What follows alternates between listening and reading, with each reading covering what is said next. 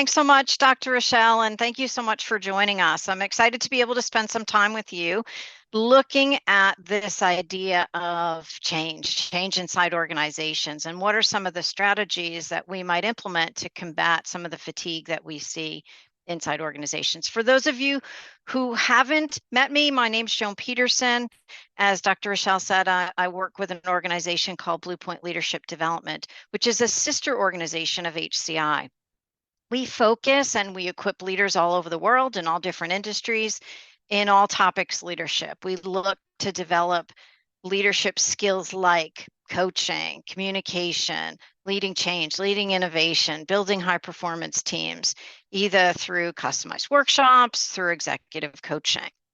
And of course, today's topic is around one of those. It's around combating change fatigue. For those of you who have been with us before, this is a third in a series.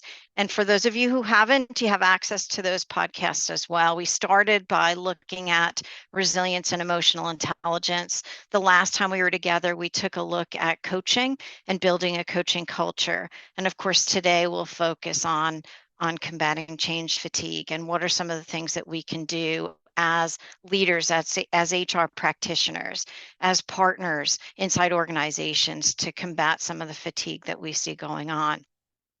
For those of you who were with us the last time, you may recall that I did share some of the Gartner research on change. And way back in 2016, they looked at how many planned enterprise-wide changes on average did organizations go through. And not a big number. The number is 2. And then if you look at the most current data, again, coming out of Gartner research, the most current data says, okay, we're no longer just going through 2 planned enterprise-wide changes. The number has shot up to 10. I have to say, I have shared this data with probably hundreds and hundreds of leaders in the past few weeks, and they all say, really, only 10? So many of us are feeling as if, like it's more than 10. This is a constant. And well, I think that's interesting. What I shared with those of you who are on the coaching webinar, what I think is even more interesting about the data is they also looked at employee willingness to support the change. So again, way back in 2016, willingness to support the change was at 74%. As you could imagine, that number has not stayed at 74%. Number has plummeted a bit. So most current research is employee willingness to support the change is down to 38%. And therein lies the challenge. If you think about it, we are combated with change after change after change. And people are tired, right? And that's what shows up in that willingness to change and the willingness to support the change. But we also looked at other data, and what we know is that 71% of employees are overwhelmed by the constant change inside organizations. And my guess is I'm preaching to the choir here. You live this every day. And one of the stats that we found interesting was 83% of employees who said that they had change fatigue said that their employer didn't provide tools or resources. So my hope is that we'll use our time today to look at what are some practices, tools, resources, tips, best practices around helping ourselves and those around us manage and deal better with some of the changes that are going on. What we know about change is that change has changed.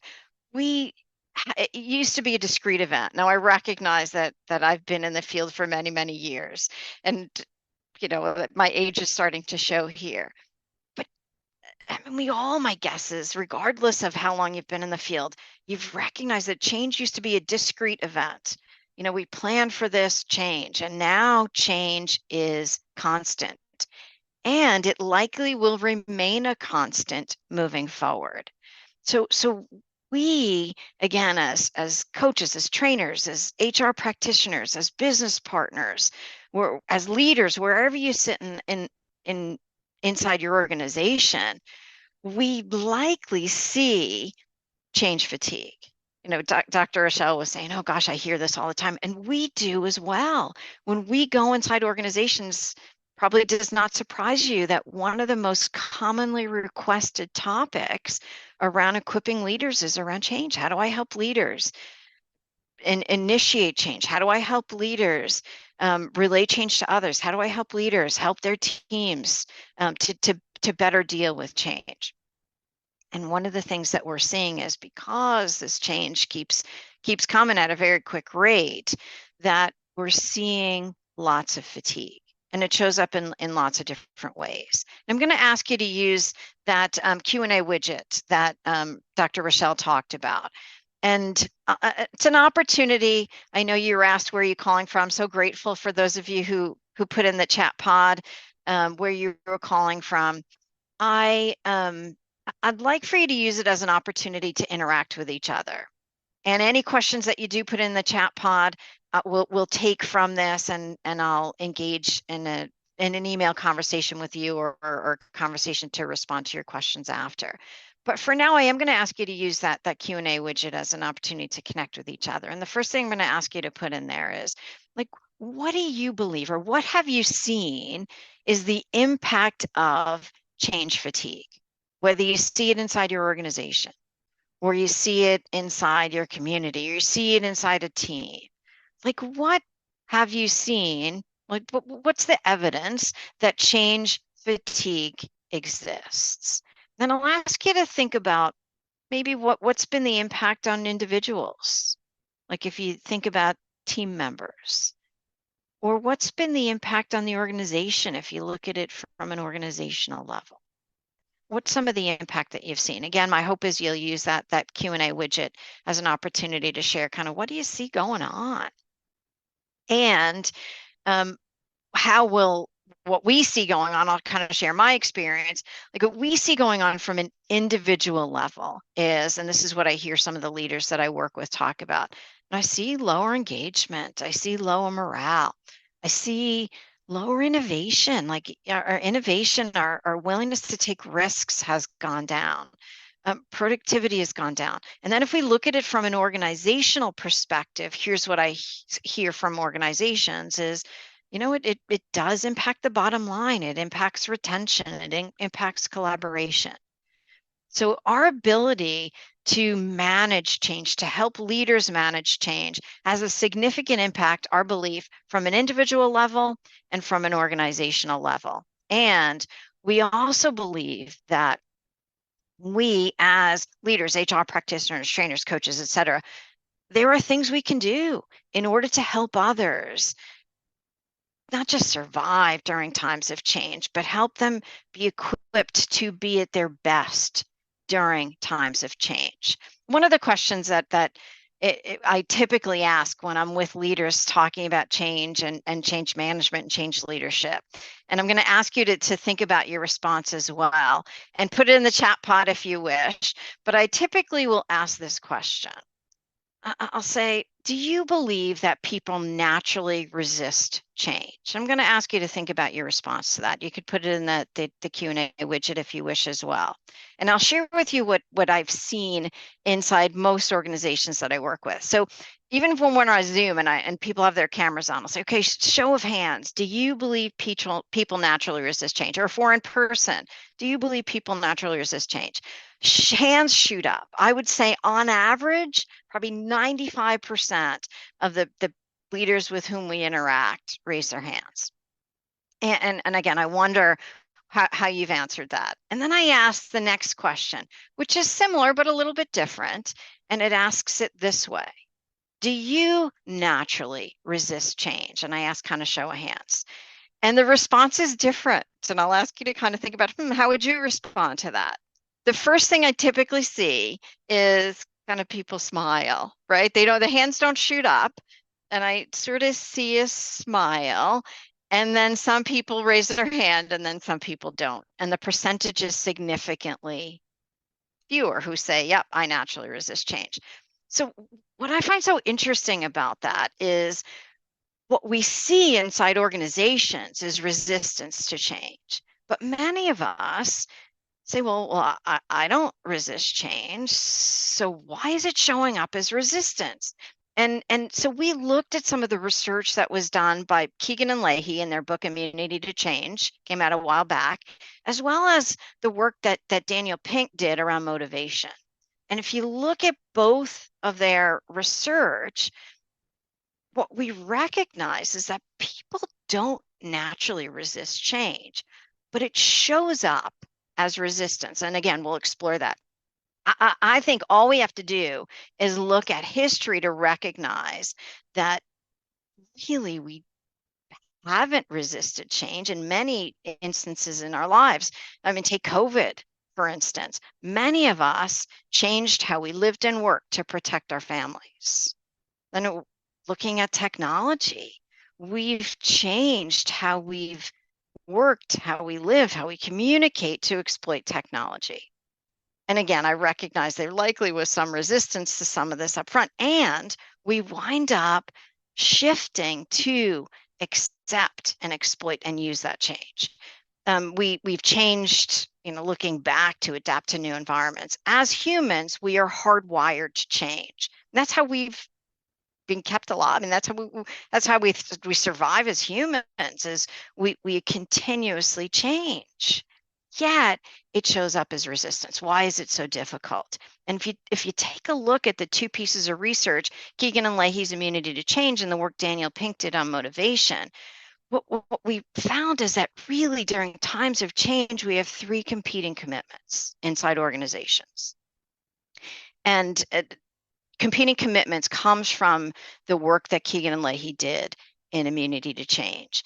And what their belief was, and we naturally don't resist change, yet if there's a competing commitment that outweighs it, we're going to resist that change. We're not going to willingly support the change.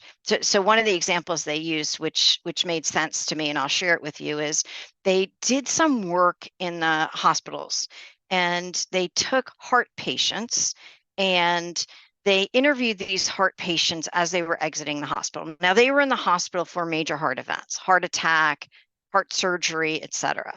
And they gave them their exercise plan, their dietary restrictions, and what medicines they would need to take. And then they shared with they had a conversation with them saying, well, what will happen if you don't follow through in these three areas? Yes, I'll be back in the hospital or worse. Pretty severe consequences. And they followed these individuals throughout the course of the year. And of course, what they recognized is just a year later, many of them hadn't changed, even with significant consequences. So they started to engage in a conversation with these individuals who hadn't made the shift in one or more of the diet, medicine, et cetera. And one of the examples they gave, which stuck with me, was a younger man. And he kept saying, like, I know I need to take the medication, and I know that I could have another heart attack if I don't take it, and I know I could die if I don't take it.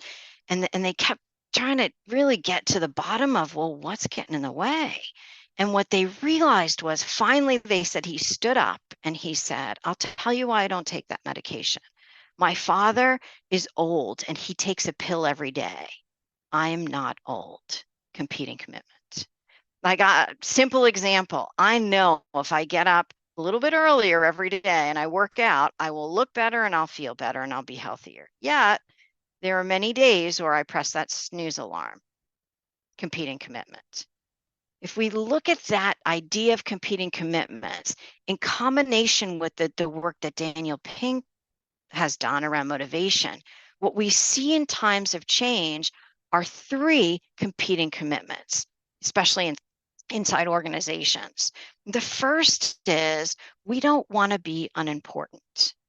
So if you think about, this is around purpose, of course, if you think about what happens during times of change inside organizations, I'm in a role, I know how what I do impacts the organization, I know how I add value, I feel as if I'm an important part of the system. And then the organization changes. And sometimes I wonder if in this new organization, this new environment, what I do will be as important. So that's the first competing commitment. The second is we don't want to appear incompetent. So again, same scenario.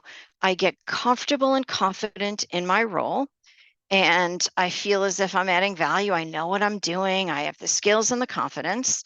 And then you start to change the organization in some way, whether it's a reporting structure, my role has changed, and I start to have self-doubt. And once that kicks in, shows up as resistance. And the third piece is this idea of freedom. It's we don't want to lose control. And again, in times of change, how this shows up is I know what I own typically when I get comfortable in a role or in a job. And I know what decisions I own. I know what outcomes I own. And again, if you start to change the rules a bit, I lose a bit of that freedom. I lose autonomy. So if we recognize that there are three competing commitments during times of change, now we go through change, we likely won't be resistant to all three. So as leaders, it's recognizing what are some of the things that I can do in order to facilitate those around me and helping them recognize what they do own, recognize how they connect with the importance of the organization, and making sure that they're equipped in some way with skills or confidence. So again, as leaders, and the change model we use, it is really focused on those three pieces. The first we call create direction. That, yes, it's around communication, but it really is around helping connect people to the purpose. The second, is around accelerate mastery. And that piece is around equipping people with confidence and competence.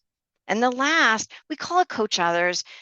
And for those of you who were at the previous webcast around coaching, we took a deep dive into coaching. And again, I recognize I'm preaching to the choir. Once I start to coach others in a way that they know what they own, I start to increase commitment. I start to increase engagement. So that's a huge part of the change model as well. So how I'd like to spend the time we have together is taking a dive into each piece of the model and talking about, well, what are some of the things I might do? What are some of the things that I might equip my leaders with? How might I help myself in each of these three areas? The first being this idea of creating direction. And create direction, if we look at the research, this is the competing commitment around we don't want to be unimportant. More specifically, it's helping people recognize that their work has meaning. And we'll talk about three ways we can do this. We'll talk about it listening empathetically, we'll talk about trust, and we'll talk about creating purpose. Create direction is also about communication.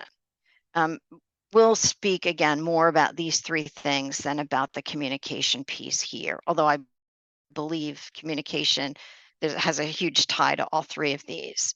And the first piece around creating direction is around listening empathetically.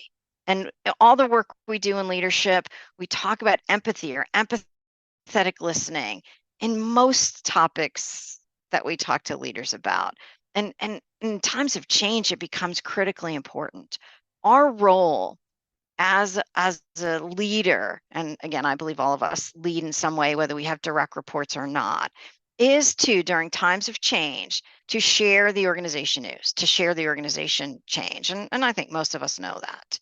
We do, though, have a responsibility to help those around us connect that change to their team, to our team. So if we're leaders, we have a responsibility to talk about, okay, this is the change. Here's how it connects to the team. Here's what it means for us. And I think most of us do that quite well. I believe some of us and the leaders that I work with, sometimes we don't think about taking it a step further. And that is, do we help people recognize what this means for them on an individual level? We have a team meeting, we talk about the change, everybody kind of gives us the head bob, and what the head bob really means is, I wonder what this means to me, right? And we see, though, the head bob as they agree, and they hear me and they understand it. But really, our role, our responsibility as a leader is to help people translate this to an individual level. Many of you may know the book Made to Stick, and you may know the story about the tappers and the listeners. And I think it's a really good example for what our role is here. Tappers and the listeners goes like this. If I have, I'm a woman earned her PhD with this experiment. She took pairs of people into a room, and let's say I took Dr. Rochelle and I took Ben into a room, and the researcher would say, okay, Dr. Rochelle, you're going to be the tapper, and Ben, you're going to be the listener.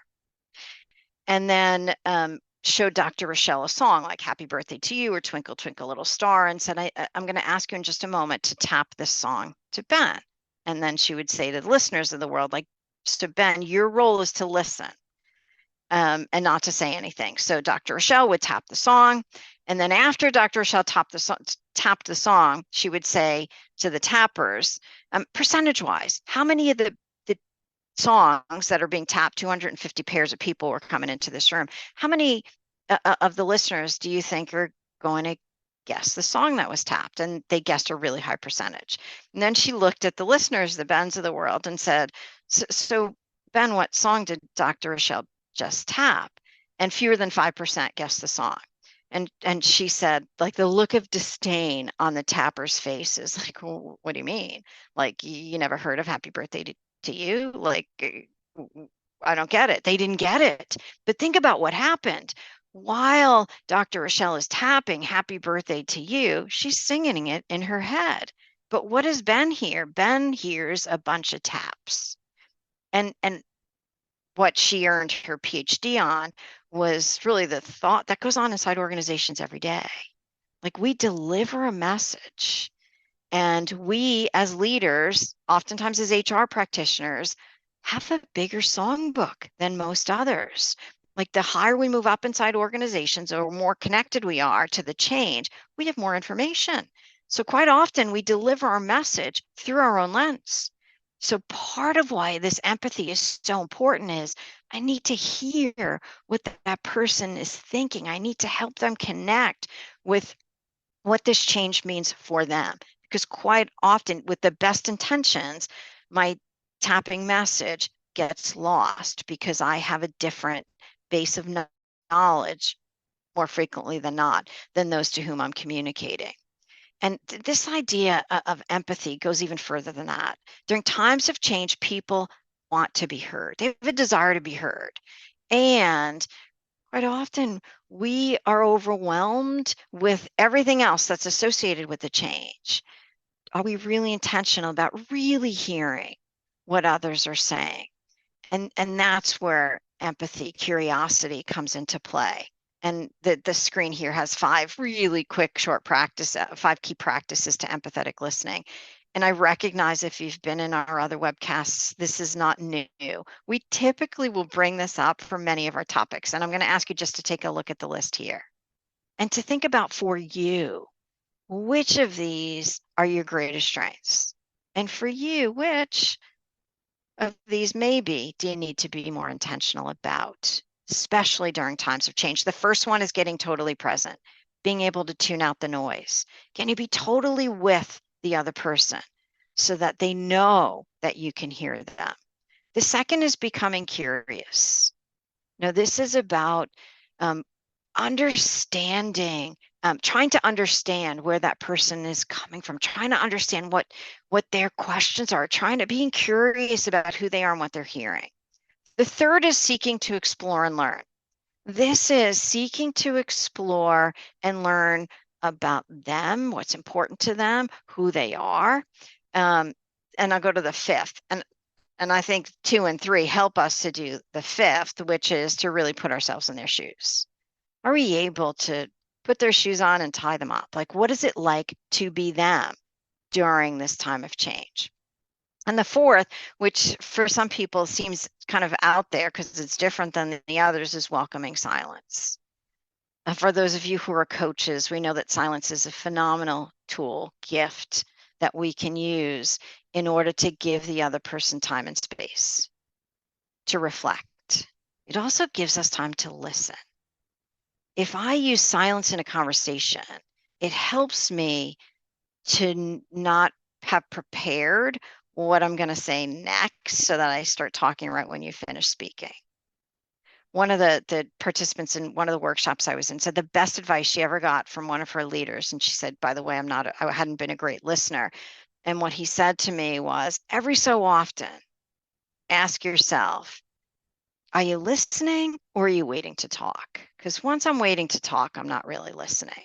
So again, I'll ask you to take a look at that list for yourself. And which of these maybe might you want to be more intentional? Extremely important during times of change.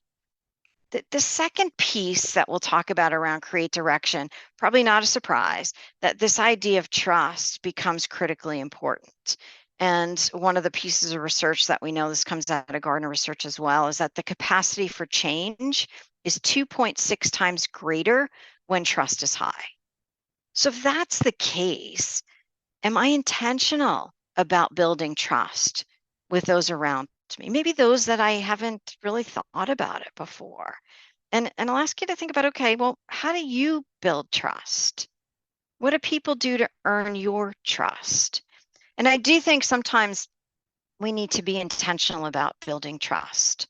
I think potentially it becomes easier building trust with others and maybe with some than with others. A brief piece of this came out of an HBR article. You may have seen it.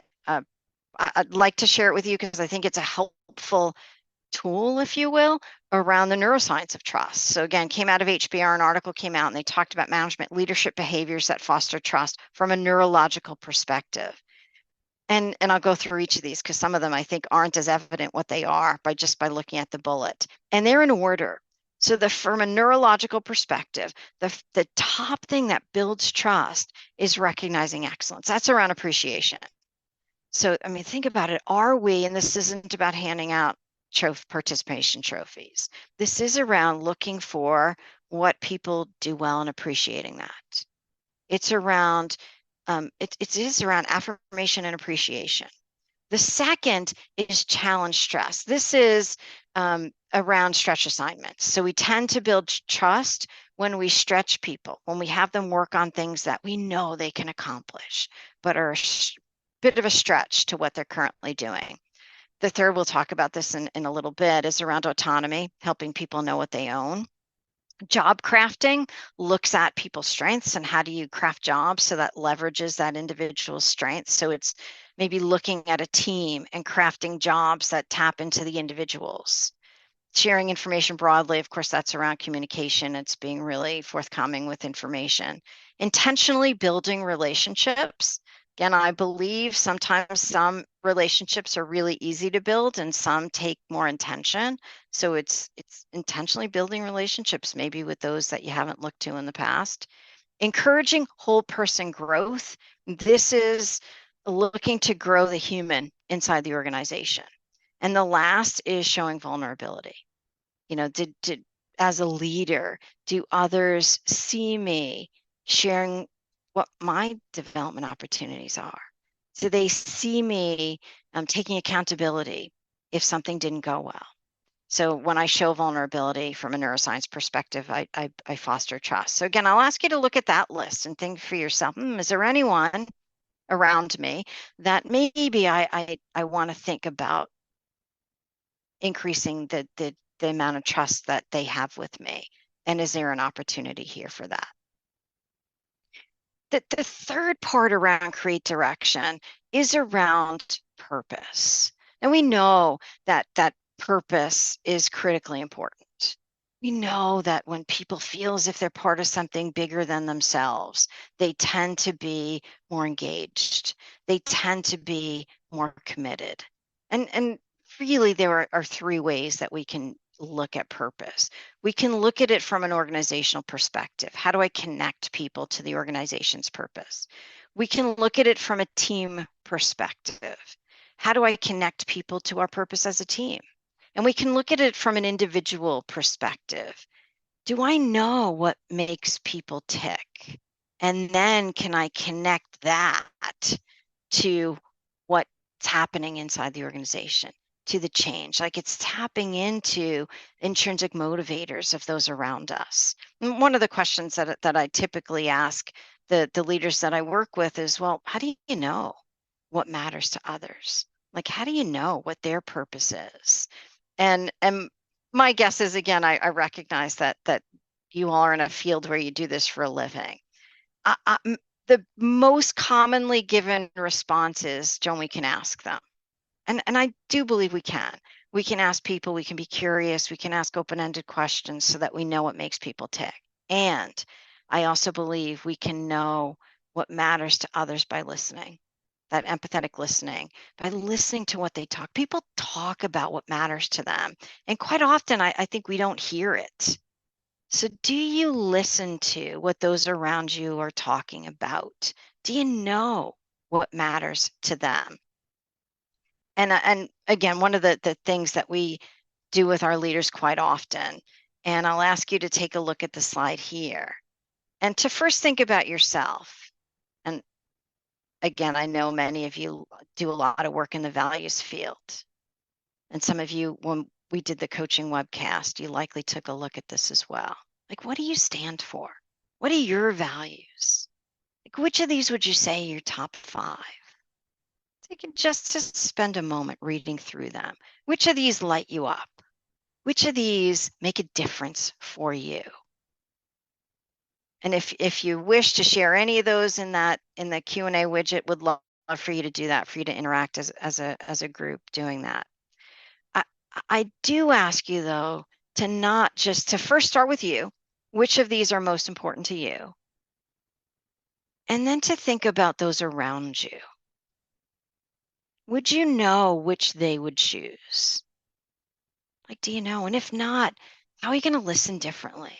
How are you going to interact with them differently? If I don't know what your intrinsic motivators are, the likelihood is it's going to be really difficult for me to help you connect with whatever this change means.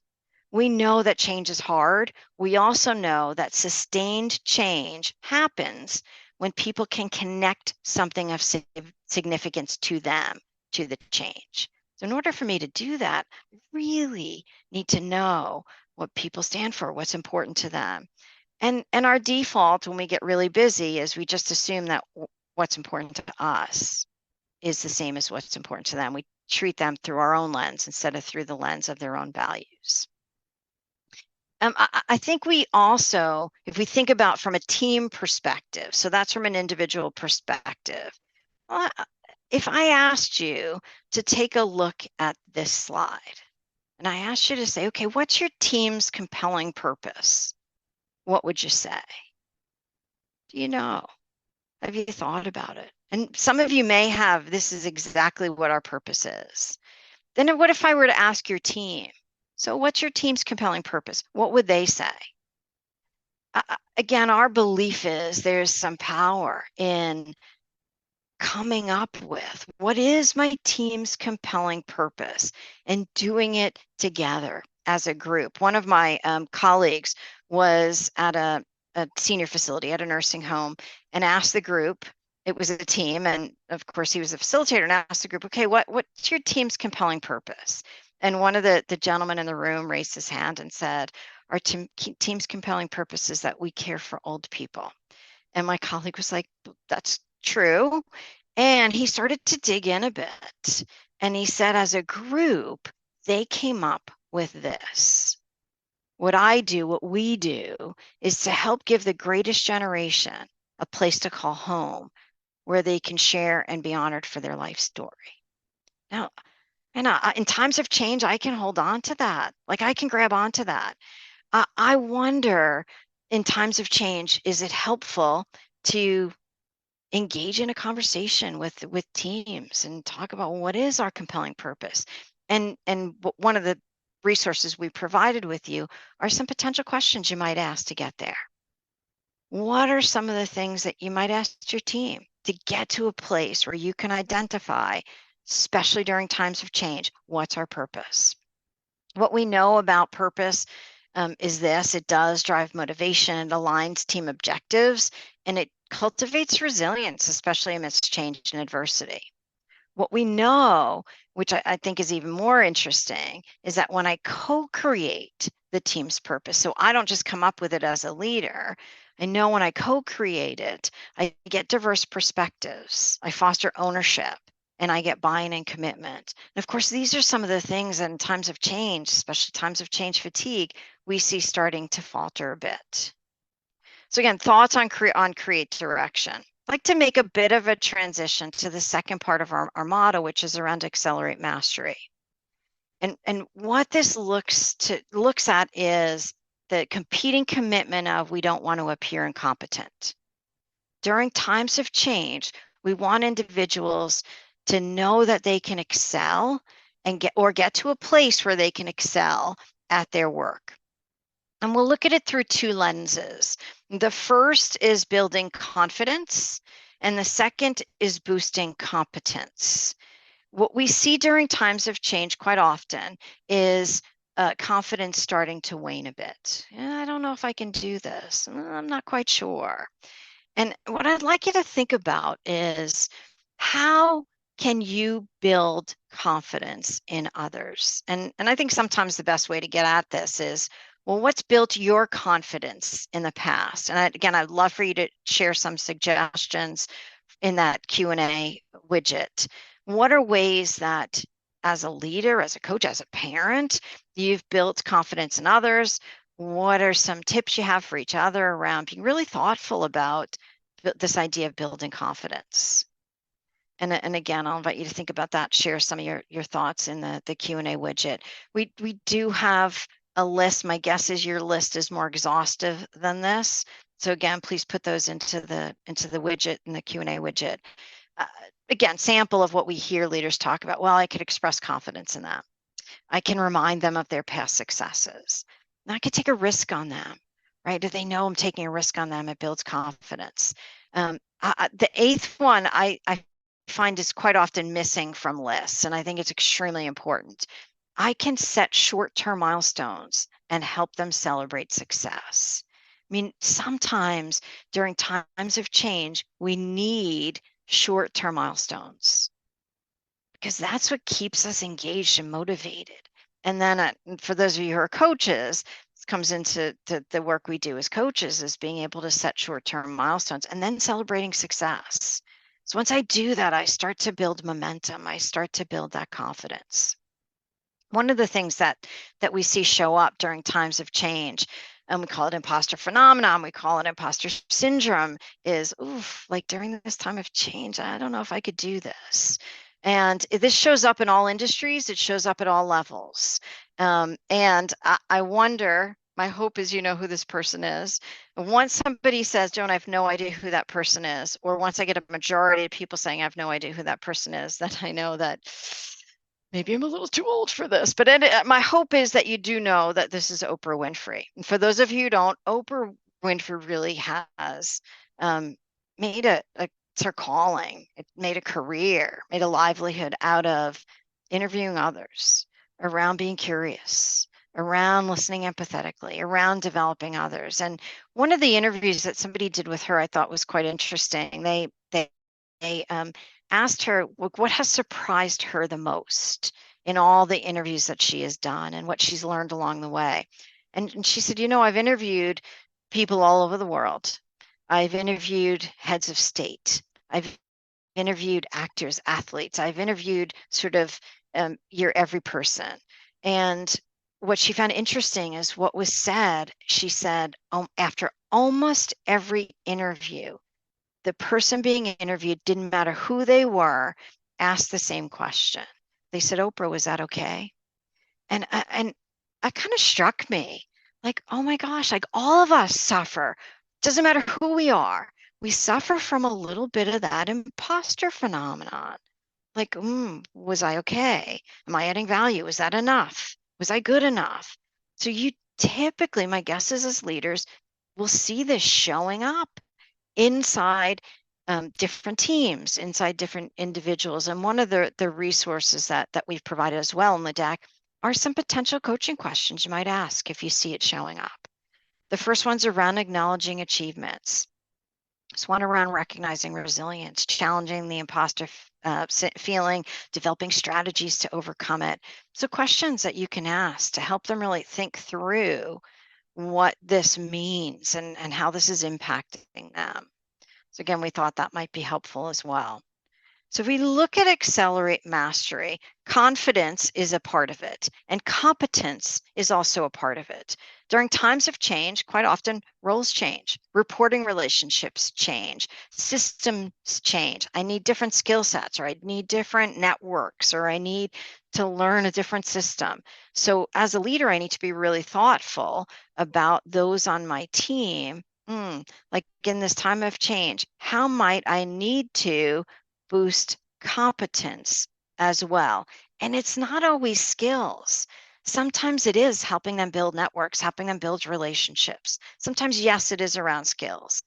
Sometimes it's around competencies. So again, during times of change, thinking through what can I do to support that person or help them gain what they need to feel confident and competent. The last part of our model, this coach others piece, this is around the freedom. It's around autonomy. It's around during times of change. I don't want to feel as if I've lost control. I want to own my work. And coaching plays a big part in that. It is around helping people take accountability and helping people know what they own. So the two pieces that I'd like to talk about today, I think coaching skills is an important part here that we talked about in the last webcast we won't talk about here. It's, am I able to, we call it build accountability. Really, it's around, am I able to help people recognize what they own? And am I curious? Of course, that ties into the empathetic listening as well. The accountability piece, it is, to me, it's interesting because this is around helping people recognize not what tasks they're responsible for, but what outcomes they own. And here's an example, and it's an example from my childhood, and I hope that the metaphor makes sense to you and it's helpful in some way. I grew up on Long Island. I still live on Long Island, and we had a crab apple tree in our front yard. And I don't know if any of you have any experience with crab apples and crab apple trees, but they dump hundreds of apples, and none of which you can really eat.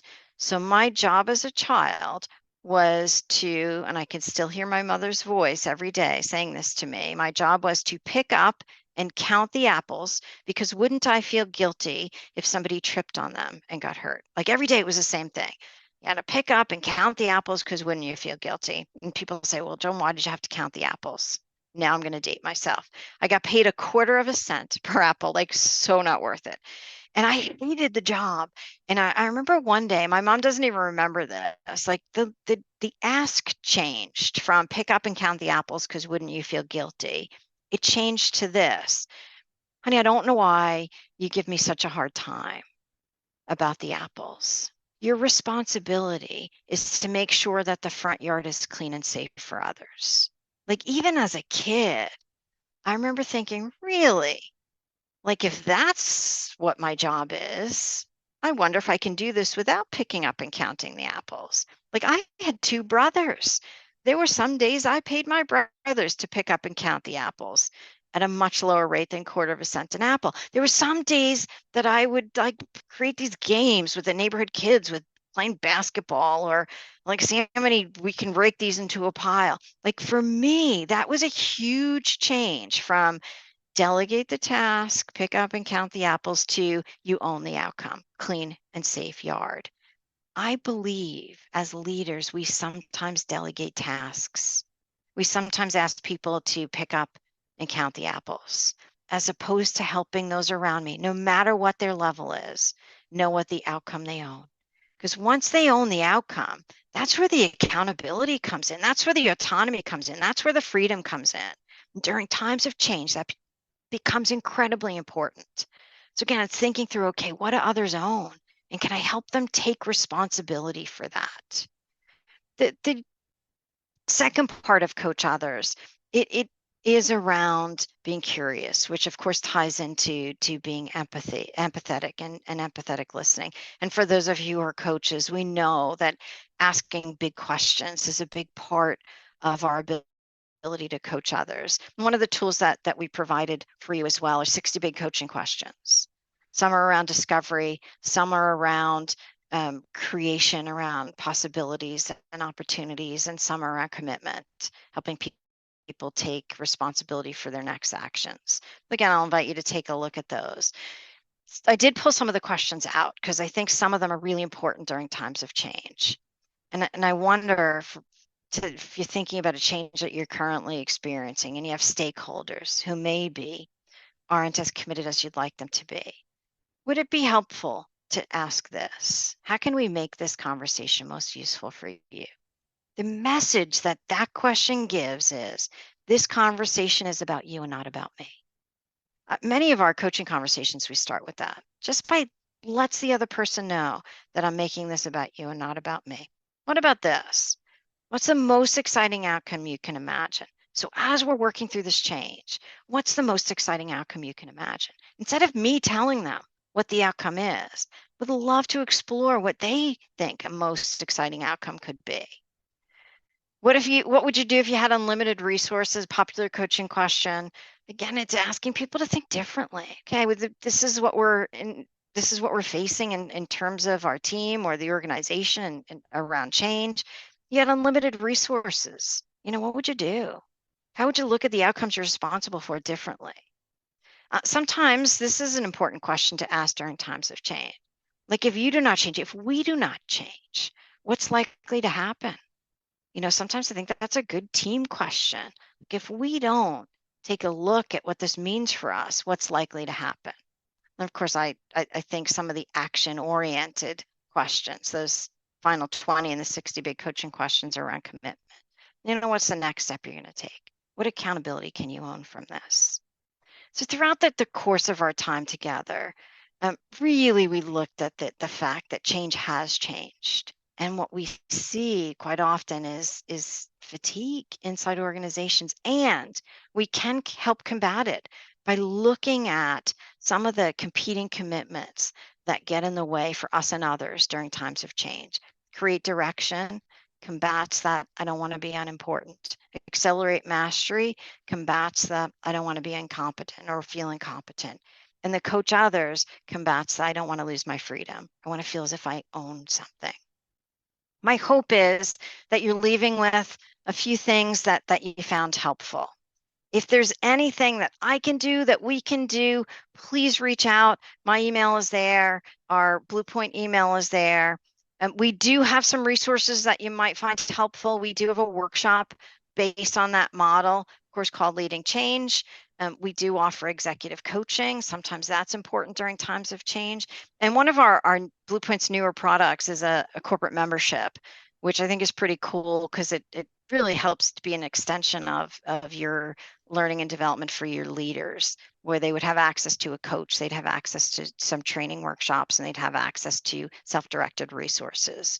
Again, if we can help in any way, if I can help in any way, please reach out. Thank you so much for joining. I wish you the best, and please let me know again how I can be helpful. I'm going to pass it back to Dr. Rochelle to close us out. Awesome. Great, inspiring, engaging presentation. I'm just totally blown away by many of your things. And I just wanted to share one of the highlights that you shared was delegate tasks versus knowing the outcome. I think that humanizes that aspect of change, and so much that you shared. And I know I was tremendously helped as an executive coach myself. It's very helpful to be able to take this information away and to humanize the experience of change, because change has changed. So I want to thank you so much for your time on today. And thank you all listeners for as well. Now we are going to have questions that'll be directed toward her. Joan will be able to answer those questions at a later date. But just a reminder to you all, our HCI members, that today's webcast has been approved by HCRI and SHRM credit, as well as for HCI recertification. Your credits for attending this webcast will soon show up in your My HCI profile under your transcripts section. And while you're there, don't forget to check out hci.org for even more insights, as well as information on our certifications, virtual conferences, premium memberships, and more. And I'd like to say one more thank you to Joan for today's great presentation and to our good people at Bluepoint Leadership. And I'd like to thank you, our valuable webcast viewer. Thank you for spending an hour with us, and we look forward to seeing you next time. Take care.